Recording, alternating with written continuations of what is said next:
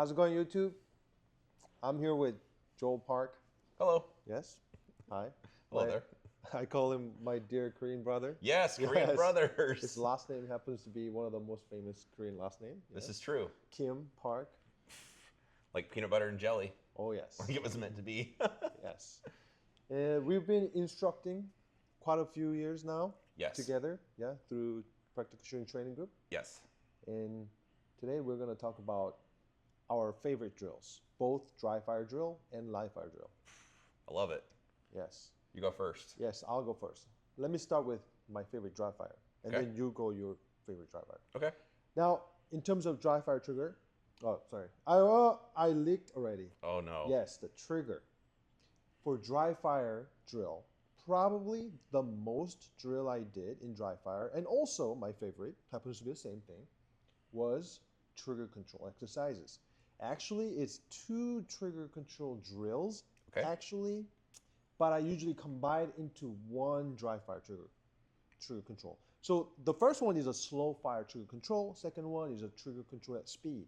However, I kind of combine those two. Okay. So at first, I start more gradual trigger pull in a 2 to 3 seconds period. Okay. So I'm adding pressure like 1 pound, 2 pound, 3, 4, 5. And I increase little by little, faster each time. So when I do it slower, I'm much more aware if the side is moving as I'm pulling the trigger. Because Okay. sometimes if I'm pulling the trigger really fast, I'm not sure if I am shaking the gun due to moving 5 fingers together, or if I am pulling the trigger sideways, or am I twitching the wrist. It's very difficult to analyze if I'm going full speed right away. Sure. So that's how I do it. Slower first and then speeding up, and do like 80% of the repetition ends up being high speed trigger control, but the first 20% of start is a slower fire one. Okay. And that really pays off, especially in the accuracy department. True. Yeah, being able to press the trigger without having the rest of your hand clamp down or push into the gun or do anything else. Yes, Very absolutely. difficult. I like it. Well, my favorite dry fire drill happens to be one of yours. Oh, wow. Go figure. It's called designated target for people not familiar. So it's target transitions, but way more busy with a bunch of focal depth. Well, it could be as difficult or as easy as you want it to be. But what's going to happen? I'm just going to use the example of 4 targets side by side, and I'm going to pick target 1 as a designated target to make it the most easy I can. So I pick target 1. I'm going to shoot that target first. Then I'm going to go to target 2, then back to target 1, then to target 3, then to target 1, target 4, then back to target 1. This is the most easy way for the sake of explanation, but I could also designate a target somewhere in the middle. So I'm going left, right, up, down, whatever, a bunch of different distances. Anyway, it's a really good test of your target transitions because there's so much going on, and as the drill progresses, depending on what you struggle with, you might start staring at your sight. You might have tension where you start shoving on the gun.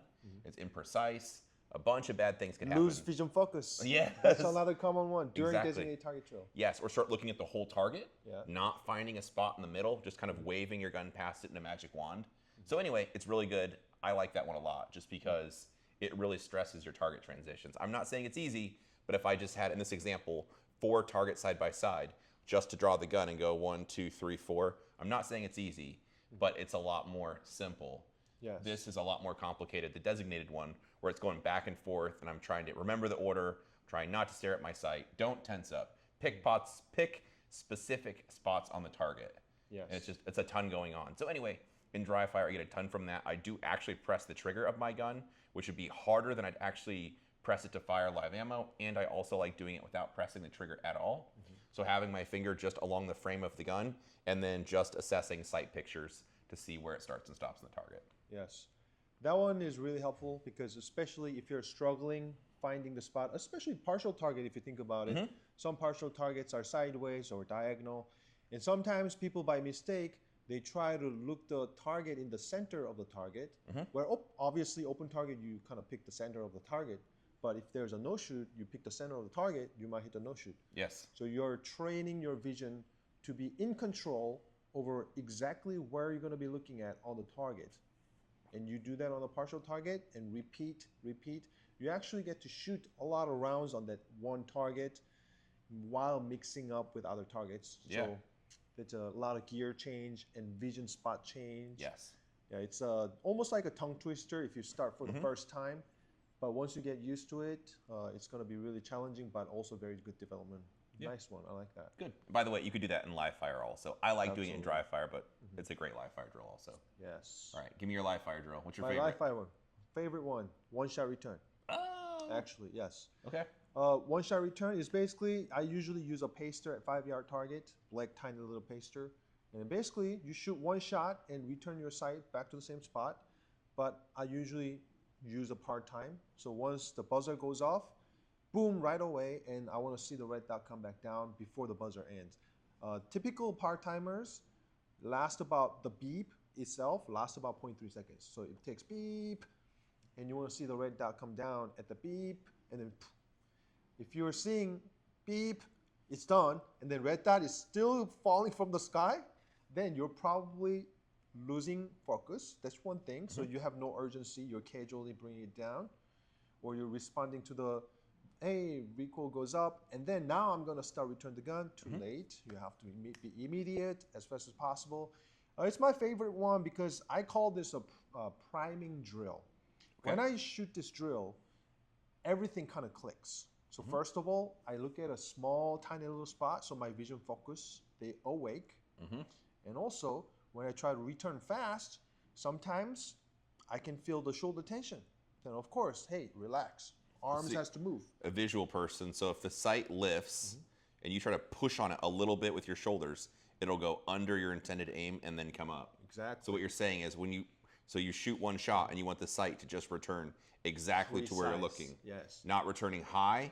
You're like, oh crap, I was staring at the sight. We have to bring it back low. Yes. And then it not starting to lift. You're like, nope, stop it.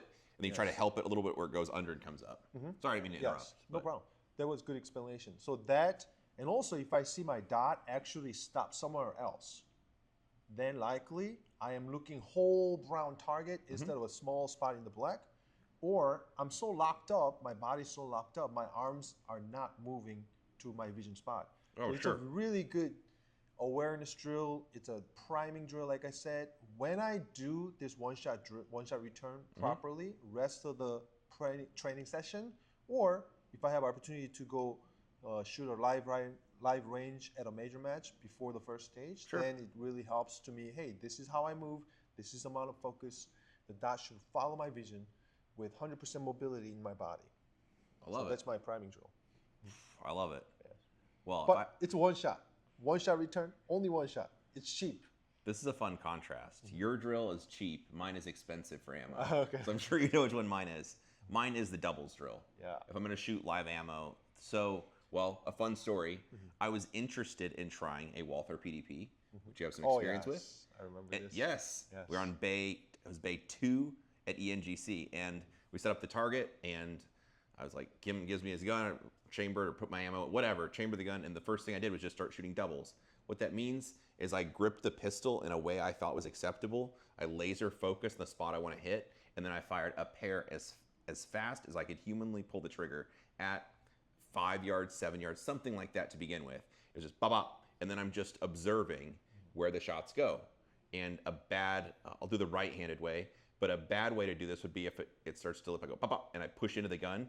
So I shove it, and I would have the shots going low left, or maybe I'd track the sight, I go pop, pop, and then it would lift, and then I'd be slow to return it. That would be watching my sight. Yeah. The hits will climb up. For a right-handed shooter, it'll go up and to the right.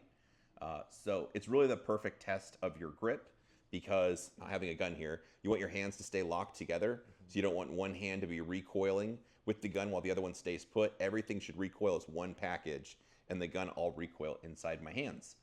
So anyway, I tried your gun for a couple magazines. Just pop up, pop up, pop up, and let the gun quiet down after each pair, shooting these fast pairs. And I was amazed because I put, for that day, for whatever I had for breakfast, the right amount of Diet Coke, Yes. whatever. The earth was spinning right. It was perfect. Yep.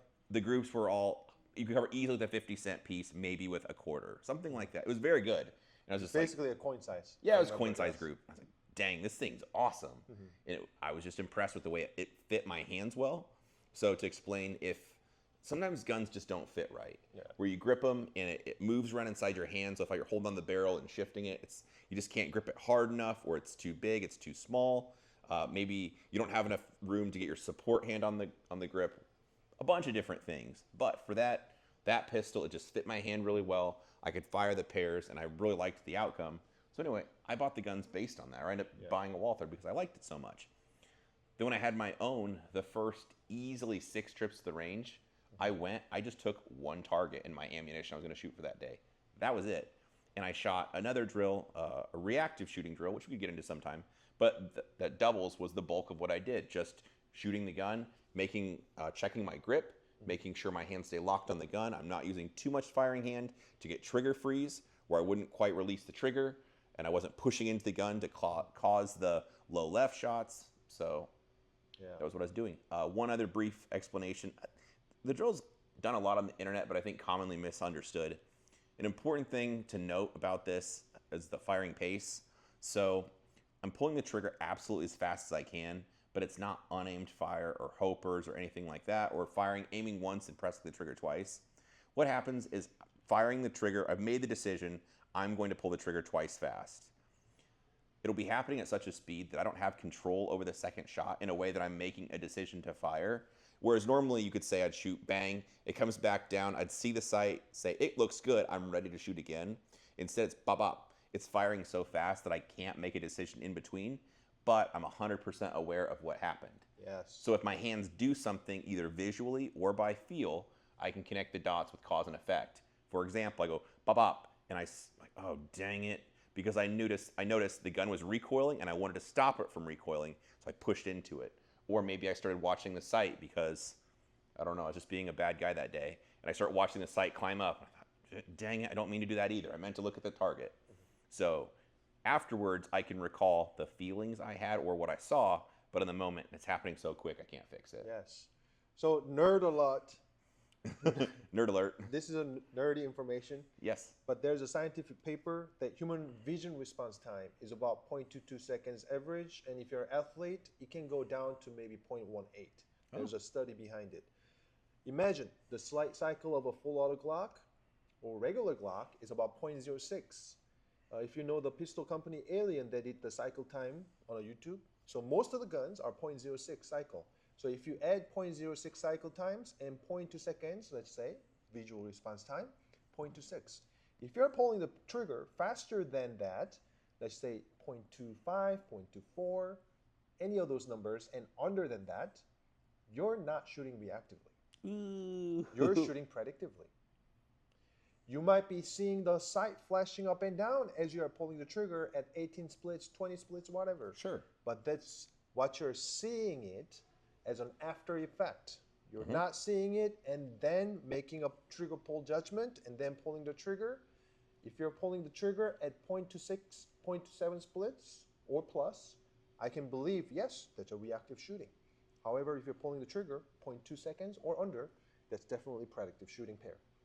Ooh, you just burst some bubbles. But I agree with you, because there are some people, oh yeah, I aim for every shot. It's like, bop, bop, bop, bop, bop, bop. No, you're not aiming for every shot. It's just, you're seeing what happens afterwards and recalling it. Exactly. But that's my favorite drill to do with live ammo. You can also do that one in Dryfire. So this is fun because you can recreate any issue you're experiencing. We'll keep it anonymous here, we won't point fingers, but if you're that person that when you fire the gun really fast, you push into it, you should be able to recreate that situation in Dryfire. To do that, you have to pull the trigger hard and immediately. Yes. And if you do that, sometimes you'll notice people's thumb will move along with their trigger finger. Maybe they like doing the pinky pressure thing, or they have some other part of their hands flexing when they press the trigger. So you could just work in Dryfire, holding the gun in a way you deem acceptable, pressing on the trigger harder than you would to fire real ammo, and just observing what the sight does. Because the sight blips just to the side a little bit, that's telling you something. If you see the sight blipping low and left a little bit, that's telling you where it would go if you're firing live ammo. So sorry, I know you limited me to one drill, but I couldn't help myself. No, that was great. Appreciate it. One thing to add, I've shot Christian Seiler's open gun before, and those guns cycle fast, and they don't move. So in that case, I believe reactive shooting pace can be faster, but generically saying, any gun you shoot, cycle time 0.06, normal Glock, normal Shadow 2, whatever. Okay. You're not shooting predictively if you're shooting 0.25 plus. The other way around, you're not shooting reactively if you're shooting less than 0.25. Dude, I love it. You're fooling yourself. Of course, your reaction time can be 0.18 if you're a very high condition athlete, but you still add that 0.06 cycle time, 0.18 response time, 0.24. Any Dang. split times 0.2 or under, they're not reactive shooting. Now we know, and knowing's half the battle. Yes. That was G.I. Joe. I don't know if you ever watched that or not. I watched it twice. There's a Korean guy in it. Oh, so, okay. Yes. There you go. Well, But anyways, this was a bang up show. this was good. I appreciate Very you good doing topic. this. Yes. If you guys have any questions for Joel or me, put it down in the comments.